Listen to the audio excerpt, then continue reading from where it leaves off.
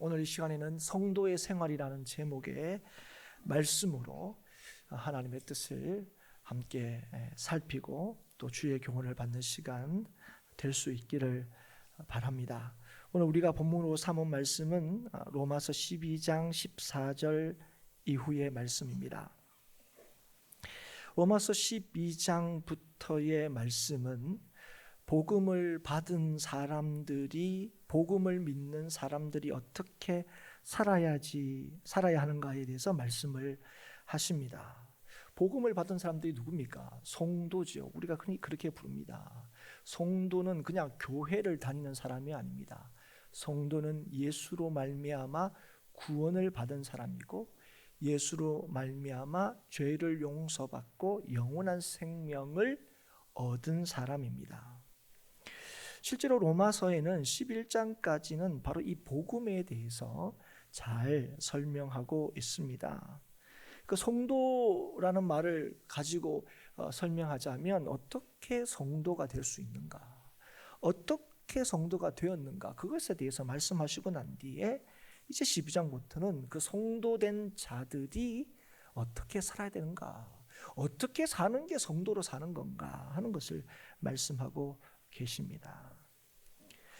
그런데 예수께서 우리의 구원이 되시고 예수로 말미암아 구원받은 성도의 생활이 어떠한가 하는 것을 말씀하시는데, 이 말씀들을 가만히 살펴보면 하나님께서 중요하게 다루고 있는 그 부분들이 있습니다. 그게 뭐냐면 우리의 삶에 대해서 전제하는 게 있어요. 그게 뭐냐면 우리의 삶에 여전히 어려움이 있고 문제가 있다는 것을 말씀하신다는 거예요. 예수 믿으면 아무 문제 없고 아무 어려움 없고 그런 게 아니라는 거예요. 그래서 오늘 우리가 읽은 14절의 말씀에도 보면 너희를 박해하는 자 이렇게 얘기합니다. 너희는 누굽니까? 예수 믿는 사람들이죠. 구원받은 사람들이죠. 성도들이죠. 하나님이 지키시는 인생입니다. 하나님의 자녀들이죠. 그런데 그런 자들에게 누가 있다고요? 그들을 박해하는, 우리를 박해하는 사람들이 있다는 거죠.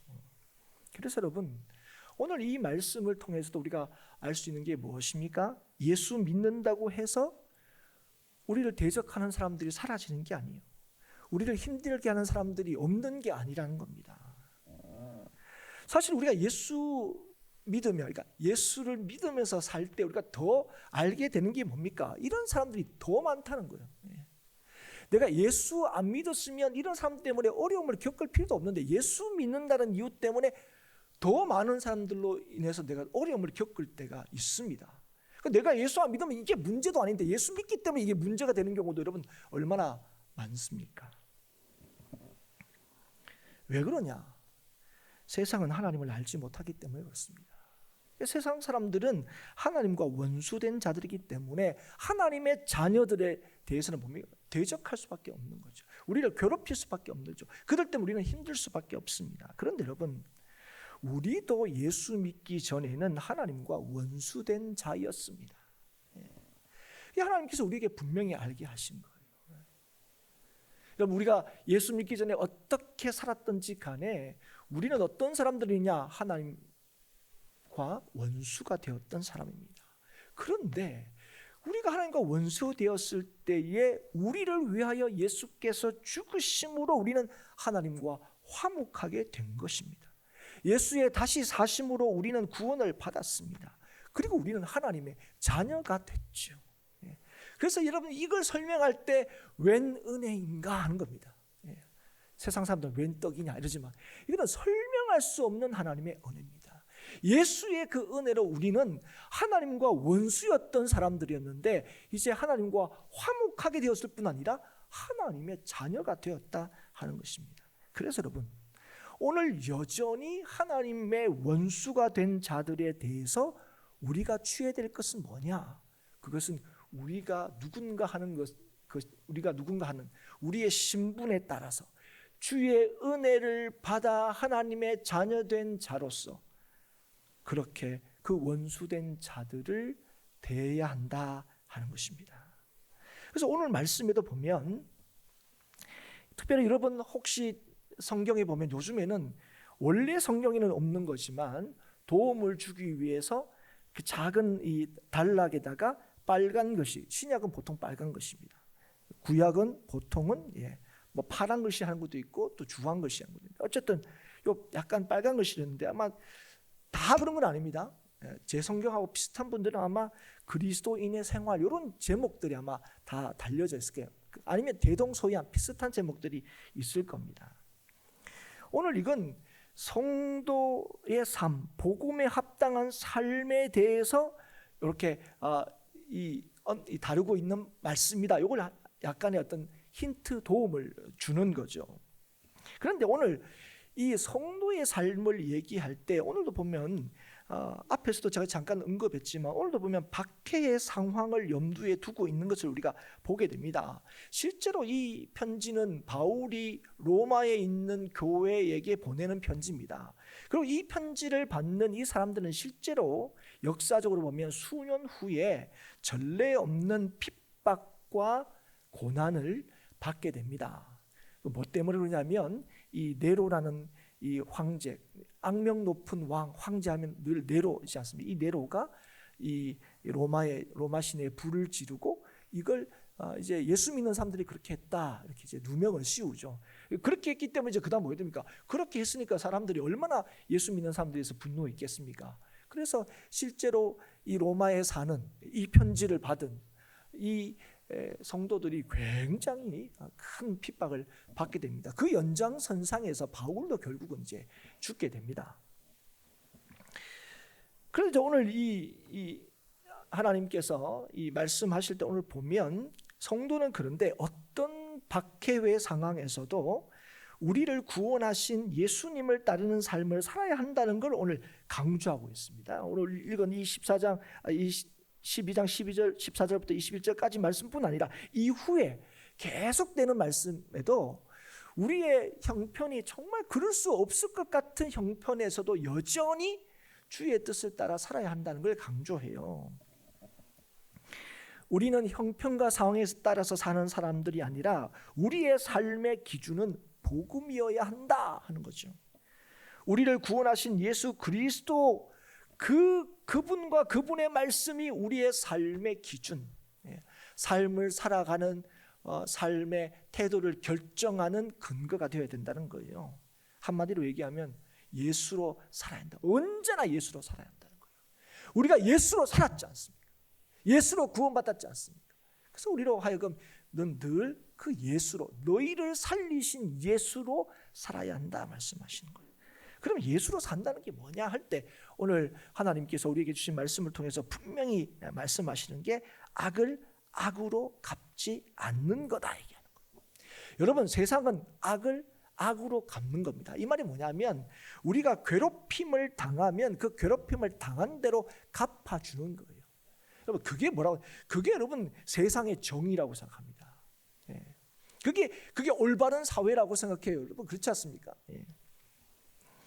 그리고 그래서 악에 대한 일반적인 반응이 뭡니까? 그건 복수입니다. 되갚아 주는 거예요. 그런데 여러분, 할 수만 있으면 받은 것 이상으로 되갚아 주려고 하죠. 그게 고통이면 더 큰 고통으로, 그게 나에게 아픔이라면 상대방에게 더 큰 아픔으로 되돌려 주는 거, 갚아 주는 거. 이게 사람들이 생각하는 정의라고 생각합니다. 그런데 여러분, 이게 다른 말로 복수죠. 그러니까 그 복수의 시작은 무엇입니까? 갚아주면 좋겠지만 이게 당장 갚을 수 없으면 어떡합니까? 저주하죠. 망해버려라 뭐 이런 거죠. 여러분, 우리가 사실 많은 경우에 그렇습니다. 여러분, 우리가 뭐 이런 원수에 대해서, 우리를 대적하는 사람에 대해서 우리가 보여야 될, 사람들이 얘기하는 마땅한 반응을 보일 수 있는 사람은 거의 없습니다. 그러려면 아예 그렇게 괴롭힘을 당하지 않았겠죠. 뭐 모르고 뭐 괴롭혔다가 그 사람이 짜잔 힘이 있어가지고 두드려 이렇게 하는 수도 있지만 대부분 뭡니까? 약한 사람 괴롭힙니다. 괴롭힐 만한 사람 괴롭혀요. 그리고 우리가 어떤 사람부터 괴롭힘을 당하면 항상 뭡니까? 두고 보자, 이게 우리의 마음입니다. 왜냐하면 당장은 그렇게 할 수 없으니까요. 그래서 당장 할 수 있는 게 뭡니까? 저주예요, 저주. 그래서 복수의 시작은 저주입니다. 그래서 악을 행하는 자에게 보이는 당연한 반응이라고 할 수 있죠. 그런데 오늘 하나님께서는 우리에게, 예수 믿는 자들에게는 악하게 대한 자들에 대해서, 우리를 핍박하는 자들에게 대해서 뭐라고 말씀하십니까? 축복하라. 혹시 못 알아들을까 봐 저주하지 말고 뒤에다 꼭 붙입니다. 축복하라, 저주하지 말고. 여러분, 축복하다 하는 이 헬라어 말이 율로게오라는 말입니다. 그런데 이 단어는 가장 기본적인 의미가 뭐냐면 좋게 말하다 하는 뜻입니다. 그러니까 지금 하나님께서 우리에게 뭐라고 얘기합니까? 너희를 좋게 대하지 않는 사람에 대해서 너희가 뭐라고요? 좋게 말하라 하는 거예요. 이게 악을 악으로 갚지 않는 것의 시작이다 말씀하시는 거예요. 여러분, 이럴 때 우리가 좀 답답하죠. 우리가 가서 내가 한 대 맞으면 내가 가서 한 대 때려주지는 못할 만큼 망정. 보통 그럴 수 없어요, 대박. 내가 한 대 맞고 내가 저 친구를 한 대 때릴 수 있으면 그 친구 애초에 나를 안 때려요. 그렇지 않습니까? 그래서 여러분, 우리가 하는 게 뭡니까? 무슨 그죠? 욕하고 궁시렁거리고 그죠? 그런 거죠. 시간이 걸리면 또 태권도 배우고 막 이러죠. 좀 강해서 언젠가. 그래, 그 전까지 어떻게 합니까? 두고 보자 이러면서 그죠? 하면서 시간을 보내는 거예요. 그래서 여러분, 참 이 말씀을 들을 때 우리가 참 그래야 되겠다는 생각이 안 들면 하나님 말도 못 합니까? 우리가 가서 때린다 그럽니까? 아니면 말로도 해야 좀 속이라도 좀 이렇게 하지, 아니면 화병 듭니다. 우리가 그런 마음이 들지요. 그런데 하나님께서 우리에게 뭐라고 얘기하십니까? 축복해라, 저주하지 말고.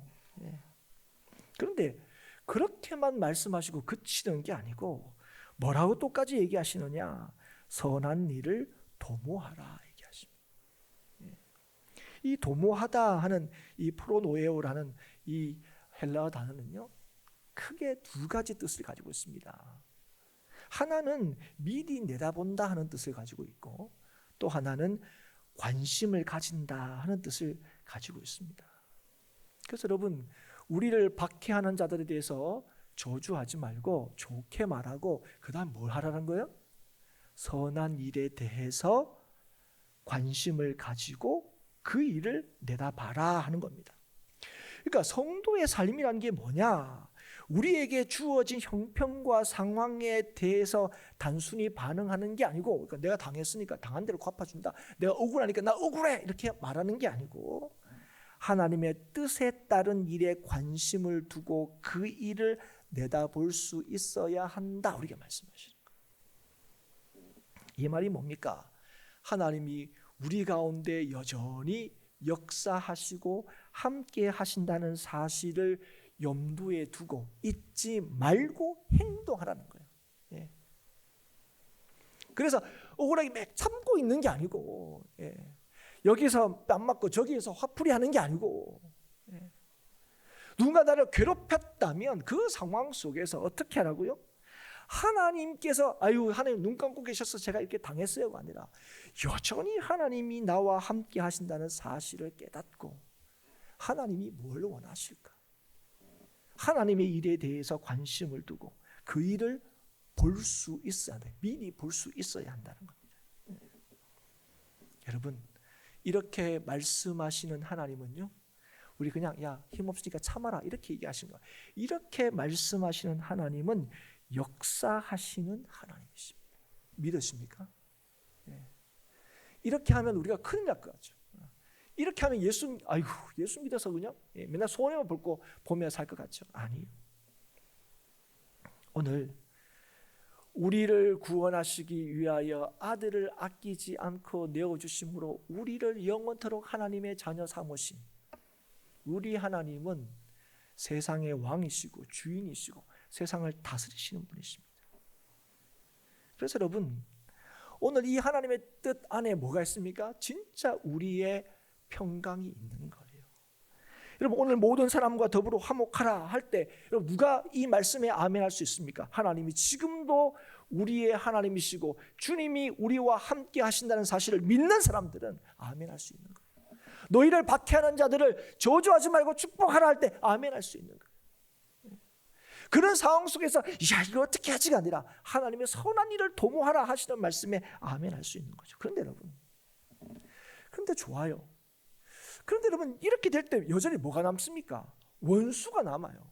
여전히 나를 박해하는 사람들이 있어요. 좋아요. 나 그 사람들에서 저주도 안 하고, 하나님 말씀대로 정말 좋게 말하고, 그리고 하나님의 뜻이 뭘까? 하나님이 뭘 원하실까? 그 선한 일을 내다볼 수 있고, 그리고 또 모든 사람과 더불어 화목하는데 여전히 누가 남습니까? 원수가 남아요. 그럼 이 원수는 어떻게 하실 건데요?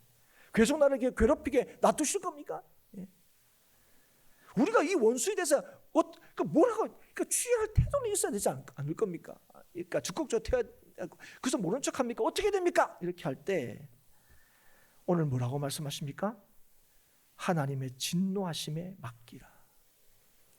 하나님의 진노하심에 맡기라. 그리고 뒤에 얘기합니다. 원수 갚는 것이 내게 있으니 내가 갚으리라고 주께서 말씀하시느니라. 여러분, 오늘 사실 이 말씀에 우리는 할렐루야 하고 아멘 합니다. 그러면 그렇죠. 그래요, 하나님. 그래요, 하나님이 그냥 걔들을 놔두실 리가 없죠. 나를 괴롭게 하는 저 사람을 그냥 두실 리가 없죠. 그래요, 하나님. 그렇죠. 제가 힘들면 제가 원수 갚아봐야 얼마나 갚겠습니까, 솔직히. 하나님이 해주시면, 흔히 하나님 손에 피 묻히시면 그게 확실한 거죠. 저는 그 사람들한테 뭘 하지도 못하는데,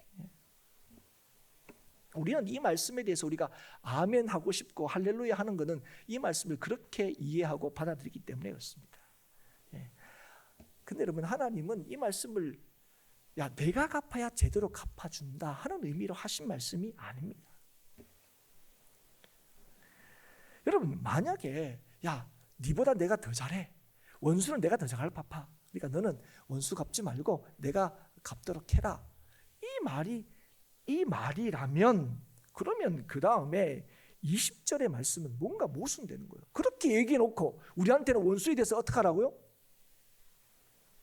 줄이거든 먹이고 목마르거든 마시게 하라. 여러분, 우리가 원하는 거예요. 하나님, 내 이 오른손에 힘을 꽉 주셔가지고 그 친구 그냥 이 턱이라도 한 대 땅 치게 해주면 좋겠는데, 그래요, 쟤는 쳐봐야 턱 한 대 치는데 하나님은 그냥 걔를 막 밟을 수 있는 능력이 있으시죠. 그래도 좀 나도 치면 좋을 텐데.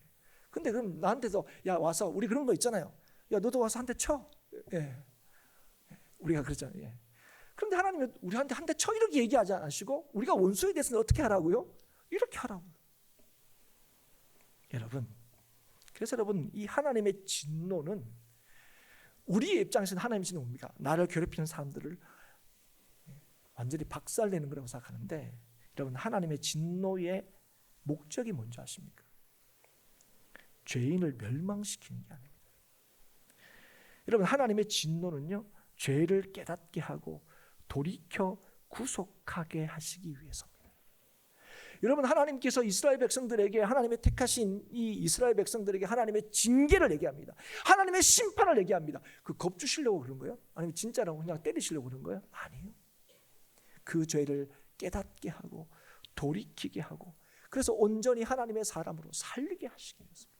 그래서 여러분, 우리가 하나님의 진노할 때는, 예수 믿는 사람들은 하나님의 진노를 이렇게 이해해야 돼요. 그렇기 때문에 우리에게 그 은혜 받은 하나님의 원수되었던 우리를 하나님의 자녀 삼으신 하나님께서 우리에게는 원수들에게 어떻게 하라고요? 줄이거든 먹이고 목마르거든 마시우라 하시는 거예요. 이건 원수를 대하는 일반적 방식이 아니죠. 원수에 대한 우리의 태도는 뭡니까? 원수는요, 잘 살면 안 돼요. 원수는 망해야 돼요. 원수는 줄여야 돼요. 원수는 목말라야 돼요. 우리가 그걸 할 수 있으면 걔를 줄이게 만드는 거예요. 그런데 우리에겐 그렇게 하지 못하게 하십니다. 우리에게는 뭐라고요? 원수를 먹이라, 목말르면 마시우게 하라, 도와라는 거.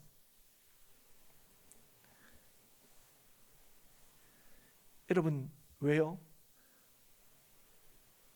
악에게 지지 말고 손으로 악을 이기는 것이 예수 믿는 자에게 주신 하나님의 능력과 은혜이기 때문에 그렇습니다. 우리는 예수님 때문에 하나님과 화목하게 되었습니다. 예수님 때문에 구원을 받았습니다. 예수님 때문에 하나님의 자녀가 되었기 때문에 그렇습니다. 그래서 여러분, 오늘 우리가 안전한 까닭은, 오늘 우리가 구원 얻은 까닭은 예수님 때문입니다. 나를 위하여 십자가를 지신 예수님 때문에. 그래서 여러분, 우리가 이걸 정말 믿으면 예수님 때문에 내 삶은 안전하다, 예수님 때문에 내 삶은 완전히 책임져졌다, 나는 흔들리지 않는 삶을 산다, 이걸 여러분 정말 믿을 때에 우리는 원수에게도 동일한 은혜가 임하기를 바라야 합니다. 그게 진짜 예수 믿는 사람이죠. 여러분, 우리가 자식들이 야 나도 이렇게 힘들게 살았으니까 너희도 힘들게 살아 이렇게 얘기하면 아니에요. 나는 이렇게 힘들게 살았지만 너희들은 좀 덜 힘들게 살아. 그게 여러분 우리의 기본적인 마음 아닙니까? 진짜 사랑하는 사람에 대한 마음 아닙니까? 그런데 여러분, 오늘 우리에게 주님의 그 진짜 사랑을 경험한 우리들에게 어떤 마음을 가져야 된다는 걸 말씀하시는 거예요. 그들에게도 동일한, 나한테 이 웬 은혜인가, 웬 사랑인가, 이 은혜와 사랑이 그들에게도 임하기를 바라야 한다는 거예요. 여러분, 그래서 여러분 오늘 이 말씀을 통해서 우리가 중요하게 적용해야 될 게 뭐냐면, 우리가 누군가를 도울 때에 그 돕는 근거와 이유는 나에게 있지 않아야 한다는 사실을 기억하셔야 돼요. 여러분, 우리는 많은 경우에 누군가를 도울 때요, 그 돕는 게 상대방을 위한 것이 아니라 나를 위할 때가 많습니다. 아니, 정확하게 말하면 예수를 알지 못하고 예수 믿지 않는 사람들의 모든 선행은 다 자신을 위한 것이라고 분명히 말씀하셨습니다. 그리고 예수 믿는 사람들은 다 그 선행이 누구를 위한 것이 되어야 된다고요? 하나님을 위한 것이 되어야 된다고 분명히 말씀하셨습니다. 여러분, 우리가 누군가를 도울 때 왜 돕습니까? 아이고, 도우면 내가 착한 사람 되잖아요. 예수 안 믿는 사람들, 아이고 도우면 좋은 데 갈 수 있잖아요. 도우면 그것도 아이고 참 이렇게 뿌듯하고, 아이고 그래도 세상을 살만하다는 걸 좀 가르쳐 줄 수도 있잖아요. 그런데 만약에 여러분, 누군가 이렇게 쓰러져 있어서 도우러 갔어요. 갔는데 얼굴 보니까 천지 원수예요. 그럼 여러분 어떻게 합니까? 어떤 마음이 들 겁니까? 아이고, 하나님은 살아계셔, 정의는 살아있어, 뭐 이런 얘기하고 그냥 갈 길 갈 것 같지 않습니까? 그렇죠? 여러분, 오늘 하나님께서 이 원수에 대해서 성도들이 어떻게 대해야 되느냐 말씀하면서, 사람은 왜 도와야 되느냐? 그 사람이 지금 도움이 필요하기 때문에 도와야 한다는 거. 근데 그 사람이 원수라 할지라도, 만약에 여러분 우리가 살아가면서 절대로 도울 필요가 없는 사람이라면 어떤 사람입니까? 바로 이런 사람이죠. 원수, 나를 핍박하는 사람들. 이런 사람들은 도울 필요가 없죠. 그런데 하나님께서 뭐라고 합니까? 도와야 한다는 거예요. 이유가 뭡니까? 그가 줄이고 있기 때문에, 그가 목말라 있기 때문에. 무슨 말입니까? 도움이 필요하기 때문에 그렇습니다. 근데 여러분, 우리가 아이 뭐 딴 사람 다 도와도, 아이고 이 사람 막 도왔다가 또 이 사람 나를 괴롭히고, 그죠? 나 힘들게 하면 어떡합니까? 그죠? 그럴 때 주님의 말씀을 기억해야 돼요. 주님께 맡기라고요. 주님께 맡기라. 주님께서 말씀하셨죠. 내게 맡기라고요. 우리는 주의 말씀을 따라 행하면 됩니다. 그럴 때 우리는 악에게 지지 않고 선으로 악을 이기는 것을 경험하게 됩니다. 이 말이 뭡니까? 예수 안에서 우리에게 약속하신 은혜와 평강이 우리의 것이 된다는 사실을 경험하게 되는 거예요. 여러분, 우리는 예수 믿는다 하지만 예수로 살지 않고 철저하게 내 방식대로 여전히 사니까 예수 믿는다 하면서도 여전히 불안해요. 예수 믿는다 하면서도 여전히 걱정이 돼요. 예수 믿는다 하면서도 여전히 염려가 돼요. 예수는 나의 생명, 나의 능력, 나의 소망 막 다 그렇게 얘기하면서도, 그 예수와 함께 한다 하면서도 여전히 불안하고 걱정하고 염려되고 막. 왜 그렇습니까? 오늘 복음을 믿는 자답게 살지 않기 때문에 그래요. 여러분, 우리가 예수의 은혜를 받은 우리들이 주님의 뜻대로 행할 때 그 은혜가 얼마나 놀라운지, 주님의 약속이, 우리에게 약속하신 삶이 얼마나 놀라운지를 확인하게 되는 거예요. 주님 주 안에 있는 자에게 약속된 은혜와 평강이 어떤 상황 속에서도 우리에게 주어지는 것을 경험하게 됩니다. 그래서 일체의 만족함을 배운다고 고백하게 되는 거예요. 우리의 구원은 우리의 죄를 용서받음으로, 죄를 해결함으로 된 겁니다.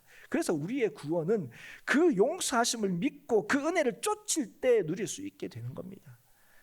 그래서 여러분, 원수도 죄악된 본성을 따라 대하지 말아야 합니다. 여러분, 악을 손으로 갚는다? 그건 죄악된 우리의 본성을 거스르는 거예요. 그럼 누가 이렇게 할 수 있습니까? 누구에게 오늘 하나님께서 이 말씀을 하시는 겁니까? 복음을 믿는 자에게 말씀하시는 거예요. 주의 용서하심으로 주의 은혜 받은 자에게 이 말씀을 하시는 거예요. 그래서 예수가 진실로 나의 삶의 주인이심을 믿는 자들에게, 따르는 자들에게 하시는 말씀이에요. 여러분, 오늘도 예수로 사는 자가 오늘도 주의 주시는 은혜와 평강을 누리며 살게 됩니다. 그리고 오늘 또 한 가지 우리에게 하시는 말씀이 뭐냐면, 예수를 믿고 따르는 자의 중요한 삶의 모습이 뭐냐? 자기 중심으로 사람을 대하지 않는 거예요. 그래서 성도의 생활에서 나타나는 중요한 특징이 바로 공감입니다. 함께입니다. 가치입니다. 그래서 여러분 15절에 즐거워하는 자들과 함께 즐거워하고 우는 자들과 함께 울라. 여러분 이게 뭡니까? 가장 인간다운 모습입니다. 여러분 우리가 그렇지 않아요? 인간다운 모습은 뭡니까?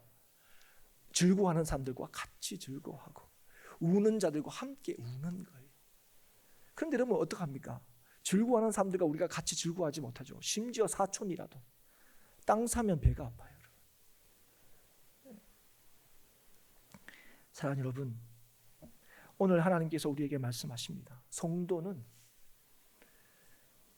예수님을 아는 사람들이 아닙니다. 성도는 예수님을 믿는 사람입니다. 그리고 예수님을 믿는다는 것은 능력입니다. 실제입니다. 예. 여러분, 예수를 믿을 때 하나님께서 약속하신 이 약속은 틀림없이 우리의 삶에서 이루어지는 거예요. 그래서 우리에게 명령하시는 거예요. 오늘 우리에게 말씀하시는 거예요. 함께 즐거워하고 함께 울라고 하는 겁니다.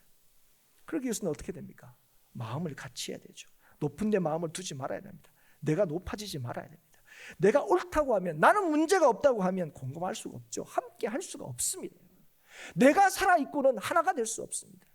우리가 하나 될 수 있는 유일한 길은 예수 아닙니다. 나를 위하여 십자가 지신, 나를 위하여 기꺼이 그 생명을 내어주신 예수 안에서만 우리는 비로소 하나가 될 수 있습니다. 내 눈에 들보가 있는 것을 알 때 우리는 남의 눈에 티를 뺄 수가 있습니다. 여러분, 우리가 남의 눈에 티를 빼려고 하는 것은 내가 옳다는 걸 증명하기 위해서가 아닙니다. 상대방을 세우고 온전케 하기 위해서입니다. 네. 내가 누군가를 도우려는 건 내 의를 드러내기 위해서가 아니라 우리를 진실로 위하시는 주의 의를 나타내기 위해서입니다. 그리고 그것만이 나를 살리고 상대방을 살리고 우리를 살리는 길입니다. 여러분. 네. 착한 일이 아닙니다. 주께서 나를 위하여 하신 일입니다. 주님입니다. 나를 살리신 분도 주님이시고 너를 살릴 수 있는 분도 주님이십니다. 우리를 구원하실 수 있는 분은 오직 주님밖에 없습니다. 그래서 우리는 주께서 우리를 위하여 이 땅에, 이 낮은 땅에 오신 것처럼 우리도 낮은 데 처해야 합니다. 스스로 지혜 있는 채 하지 말아야 합니다. 여러분, 지혜가 뭔지 아세요? 12장 3절에 분명히 말씀하셨습니다. 내게 주신 은혜로 말미암아 너희 각 사람에게 말하노니 마땅히 생각할 그 이상의 생각을 품지 말고 오직 하나님께서 각 사람에게 나누어 주신 믿음의 분량대로 지혜롭게 생각하라. 하나님이 주신 믿음을 따라 생각하는 것, 그게 지혜입니다. 하나님의 뜻을 따라 생각하는 것, 그게 지혜입니다. 복음을 믿는 우리에게, 복음을 받은 우리에게 복음을 누리라 명하십니다. 그리고 그 복음을 누릴 때 우리는 복음을 전할 수 있습니다. 이 땅을 살리시는 하나님의 역사에 쓰임받게 되는 거예요. 이 땅을 살리시는 하나님을 볼 수 있고 그 하나님을 증거할 수 있다는 거예요. 우리를 통해 이루시는 하나님의 생명의 역사, 구원의 역사를 보고 보여줄 수 있는 것입니다. 오늘 이 말씀을 우리가 듣고 난 뒤에 우리 성찬식을 거행하게 될 겁니다. 성찬은 누가 참여할 수 있습니까? 예수의 죽으심과 다시 사심으로 우리가 생명을 얻었고 원수되었던 우리가 하나님의 자녀가 되었다는 것을 믿는 자들입니다. 물론 교회에서는 성찬에 참여할 때는 세례받은 자만 성찬에 참여할 수 있다 그렇게 말합니다. 그렇게 이야기하는 이유는 뭐냐면 이 믿음, 이 고백이 공적으로 분명한 사람들이 이걸 참여할 수 있다는 거예요. 예. 그걸 어떻게 확인할 방법이 없으니까 세례받을 때 우리가 회중 앞에서 공적으로 내가 예수님을 믿습니다 하는 걸 고백한 사람들이 세례받은 사람 아닙니까? 그냥 막 물 이렇게 했던 그런 의식을 치는 사람 말고. 예. 그리고 그 성찬에 참여하는 사람은 우리가 주님 안에서 하나라는 사실을 확인하게 되고, 그리고 주 대신 예수 그리스도께서 약속하신 대로 다시 오실 것을 믿기 때문에 그 주님을 기다리며 주님의 뜻대로 오늘을 살아야 한다는 사실을 확인하는 시간이 바로 성찬식에 참여하는 거예요. 사랑하는 여러분, 우리는 땅에 보물을 쌓는 사람이 아닙니다. 어디에 쌓는 사람입니까? 하늘에 쌓는 거죠. 여러분, 땅에 쌓지 않고 하늘에 쌓는다는 말이 무슨 말입니까? 나의 유익을 위해 사는 사람이 아니라는 거예요. 하나님을 위해서 사는 사람입니다. 여러분, 예수 믿는 사람은 나를 위해 사는 사람이 아니고 하나님을 위해서 사는 사람입니다. 그 하나님이 뭘 하셨는데요? 나를 살리시기 위하여 아들을 내어주신 하나님이에요. 나를 진짜로 위하시는 하나님이에요. 나를 위하시되 영원토록 살리시는 하나님이십니다. 그 하나님을 위하여 사는 사람들이 바로 성도입니다. 우리는 오직 주께서 나를 살리셨고 나를 살게 하시고 영원토록 살리심을 믿는 사람입니다. 그래서 진실로 나를 위할 수 있는 분이 오직 주님이시고, 그래서 나의 뜻을 따라 사는 자가 아니라 나를 진실로 위하시는 주의 뜻을 따라 사는 자입니다. 사랑하는 여러분, 거기에 그 삶에 우리의 안전과 구원과 찬 평강이 있습니다. 한번 여러분 다시 한번 주의 주시는 말씀을 우리가 다 들었는데 다시 한번 우리에게 질문할 수 있었으면 좋겠습니다. 나는 성도로 살고 있는가? 정말 성도로 살기를 원하는가? 오늘도 선으로 악을 이기고 함께 웃고 함께 우는 그 성도의 삶을 살아가는 저와 여러분이 될 수 있기를 축복하고, 그래서 예수 안에서 우리에게 약속하신 하나님의 은혜와 복락을 언제든지 믿음을 따라 살 때에 예수 안에 있는 자들에게 언제든지 허락하시는 하나님의 복주심을 오늘도 내일도 변함없이 누리는 우리 행복한 교회 모든 성도들이 될 수 있기를 주의 이름으로 축복합니다.